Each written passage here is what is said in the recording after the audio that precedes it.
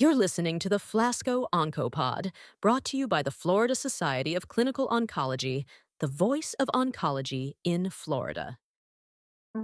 My name is Kathy Fu. I work at the Cleveland Clinic in both malignant and non-malignant hematology for over 20 years. And I am grateful to be able to have this roundtable conversation with my colleagues.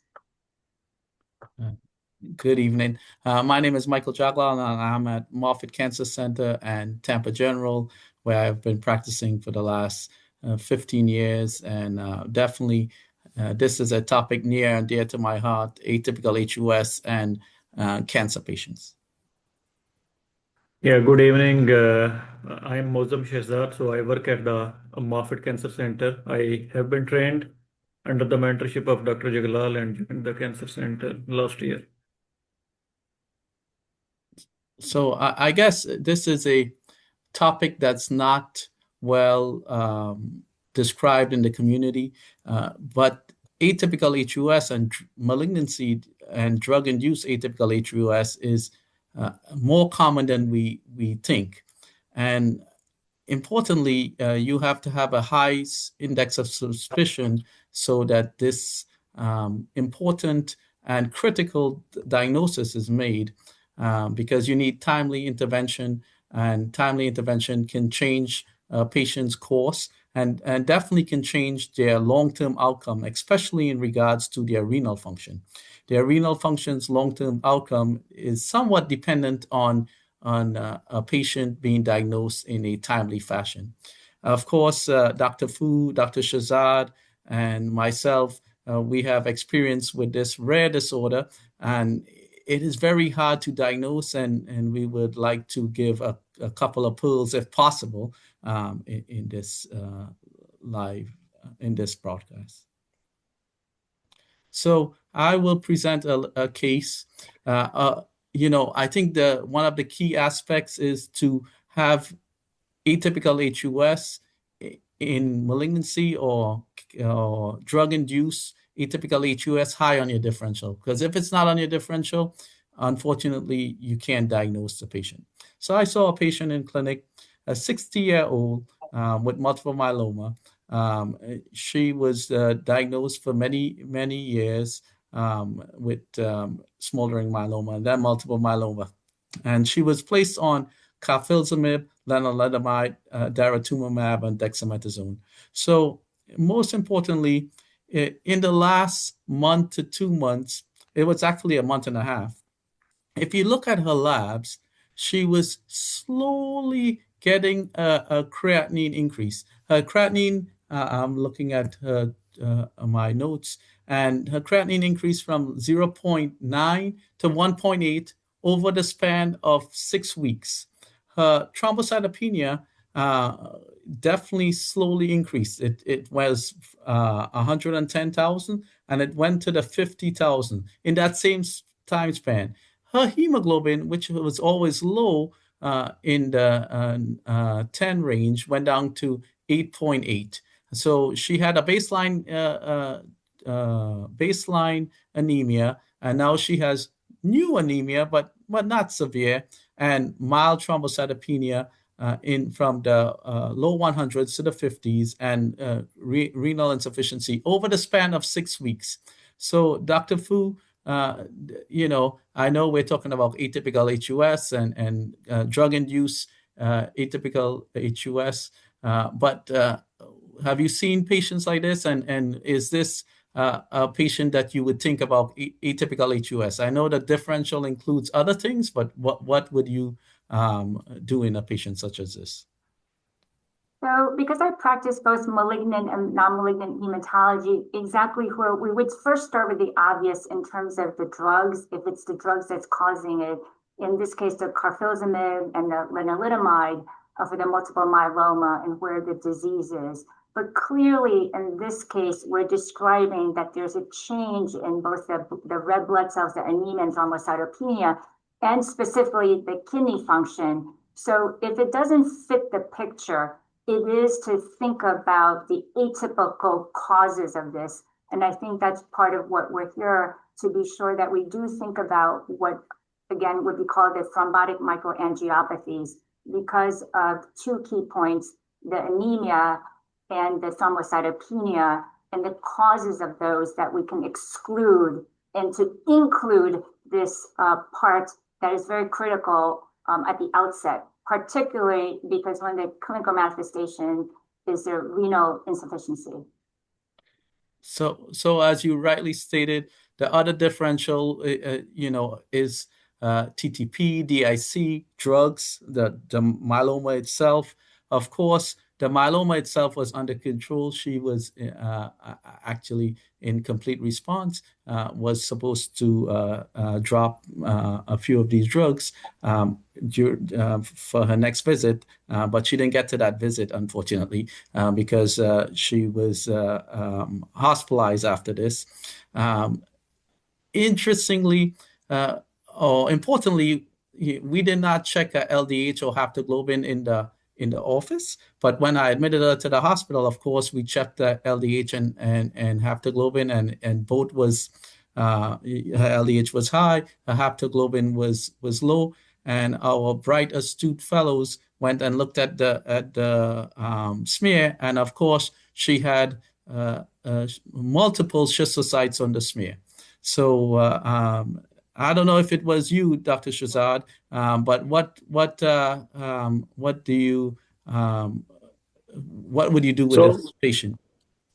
Yeah, so in this kind of the case, like what is your typical approach? Like the patient presented to you as the outpatient. She was not kind of the sick, like the creatinine was 1.8, hemoglobin was also okay, platelets were okay. So what would you do? Like you will straight send her to the emergency room for the further evaluation, or you will do the workup as outpatient and then we'll decide. So how do you approach? So I left out a key aspect with her. She had a fever. So that's why I sent her to the because she had a fever and was getting, I just presented the labs, but she was getting a little bit more ill than her labs. So that's why, I think she presented with a chronic, acute on chronic atypical HUS that was drug-induced, but definitely, if she did not have a fever, I definitely probably would have looked it up as an outpatient, would have looked at the LDH and haptoglobin and the smear myself. But as you know, if atypical HUS or TTP is high in a differential, then the patient needs acute evaluation. So I probably, after I looked at that, would have admitted the patient if she didn't have a fever. But this patient was admitted because she had the fever, which I left out. So, Dr. Foof, in this kind of the case, once the patient ended up in the hospital, we did the basic workup. So, how would you approach from here? Like, as Dr. Jaglal said, like we saw the schistocytes on the blood smear. That's the critical piece, I think, in getting the laboratory data because they're clues. So the key point is in hematology to look at the peripheral smear. So when you see the schistocytes in a high power field, indeed, we would start being concerned that we are in this world of what we're having these microangiopathic hemolytic anemia or in those kind of family, in particular the LDH. So that would take me in that pathway of looking for the hemolytic anemia world with the clinical symptoms to then think about the world of, again, the thrombotic microangiopathy, something that we may not think of early on until you have those two critical pieces with the basic anemia and thrombocytopenia. So just from a management, I could tell you what we did on this case, but do you always start the patient on plasma exchange while you wait the Adams TS13, or what do you do at Cleveland Clinic? So we should never wait for the results, and thankfully there are scoring systems and guidelines. So we do teach our training, even internal medicine, to use a plasma score. And with that gives us a guideline to evaluate whether your clinical suspicion with your laboratory suggests that it is in that world of a thrombotic microangiopathy. And then within that world to then see whether this is a consideration for TTP or the others, otherwise as HUS or otherwise known as atypical HUS. Yeah. By the time she actually got into the hospital, her plasmic score was low. It was her creatinine was like when she saw me in the clinic, it was like 1.8. When she got into the hospital, I believe it was like 2.6. And some of that was maybe hypotension. She did have an episode of hypertension, so it always, with the fevers, so it always, makes things a little difficult to attribute everything to the atypical HUS or to the TTP, etc. But while they sent her Adams 13, they did start the patient on plasma exchange, and definitely, I think it's always reasonable to do. I know some facilities you need Adams CS13 before you could get complement mediated directed complement directed therapies approved. In our facility, we do usually need an Adams CS13. What is the case at Cleveland Clinic? So number one, it's how fast can you get the results? We do not get them in 24 hours, within a 72 hours. And so one has to make these decisions acutely. So we use our clinical intuition. So if we see enough schistocytes on the smear and LDH, clinical decline with a thrombocytopenia and we'll call it a Coombs negative hemolytic anemia with all of these, and a suspicion of whether it's TTP or I'll call it a non-TTP, if you will, then we start with our plasma exchange because it can be life-saving, obviously, with renal failure, depending on the subtype, and with altered mental status as a concern, because it's not always that one organ. There's multiple organs that can be involved. So I will just give you a brief. So she got started on plasma exchange. The second day, the Adams CS13 came back, and of course, it was in the 40s. I believe it was 49 or 0.49. That's how they stated it in the chart now. But definitely, we stopped plasma exchange, started on complement-mediated therapy, eculizumab in this case, because it was in the hospital. Is that what you do with all your patients, or what is your approach, Dr. Fu or Dr. Shahzad?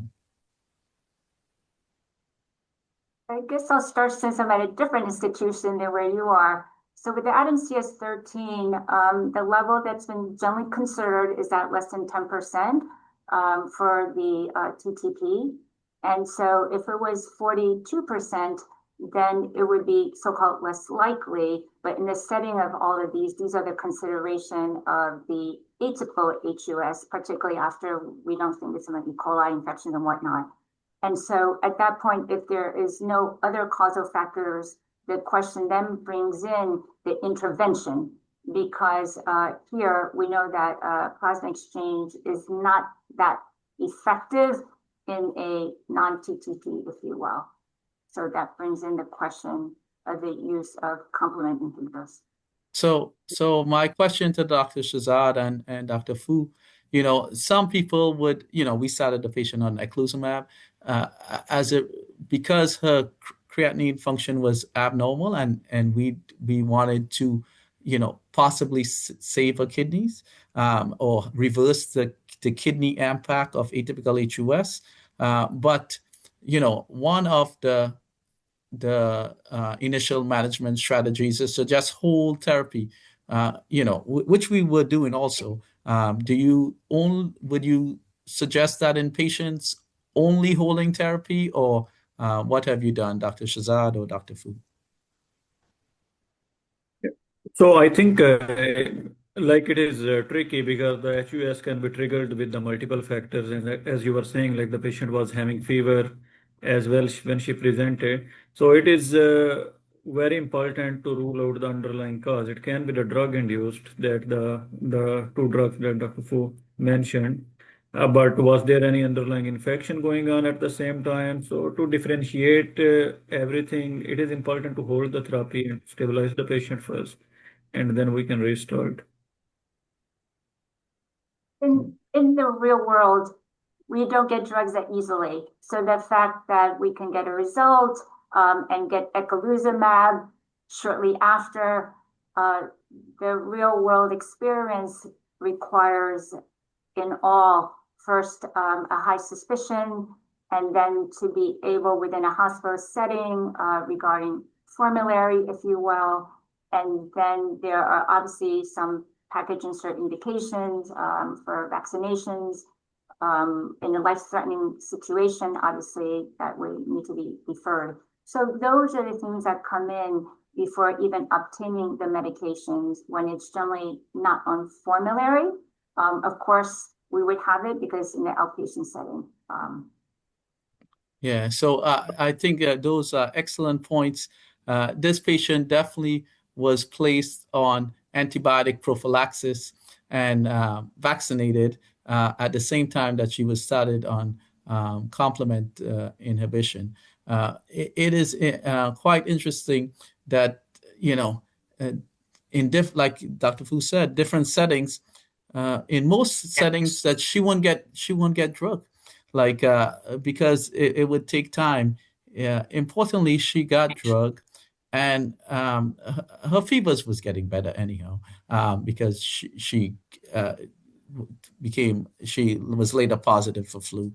So that's what maybe triggered her complement mediated disease a little bit on top of her carfilzomib, but definitely it is important to note that her her renal function did improve after complement therapy. In about 2 months later, she was able to get back normal renal function, which is very important for patients with any disease, including multiple myeloma. So it makes her eligible for all the drugs down the line. Interestingly, she was able to, I did genetic studies on her, and she did have a non-pathogenic mutation. So I stopped complement inhibition 6 months later, and she's never been back on carfilzomib and doing fine. Her renal function did recover. Of course, her hematologic conditions recovered because she later on had no anemia and thrombocytopenia because her disease was under control. So this was all triggered in this particular patient by the carfilzomib plus or minus the infection. Because one of the fellows rightly said, well, Dr. Jaglal, why don't you think it was just all the infection? Well, I told them, because this patient was having their BUN and creatinine up for 6 weeks prior to admission. So it probably it triggered it, meaning it got worse, but it wasn't the driver. I think the driver in this case, although there's no way to prove it, was the carfilzomib, because in that instant, the patient should not have her creatinine going up, should not have a worsening in her thrombocytopenia because she doesn't have worsening disease. So I think it's always difficult to diagnose these cases because you really have to have a high suspicion. Dr. Fu, have you encountered any similar cases in practice and with any other drugs? We have not specifically encountered it, but it's also how much thought we have, and it's also a question of whether we get consulted, right? Mm-hmm. So if we don't get consulted in these renal insufficiency, without the thrombocytopenia of about, let's say, even at 50 or 60, because they assume it's something else, then we would not know about it to explore it further. As one of these, I'll call it a real world in seeing whether there are more cases out there that is, if you will, not considered.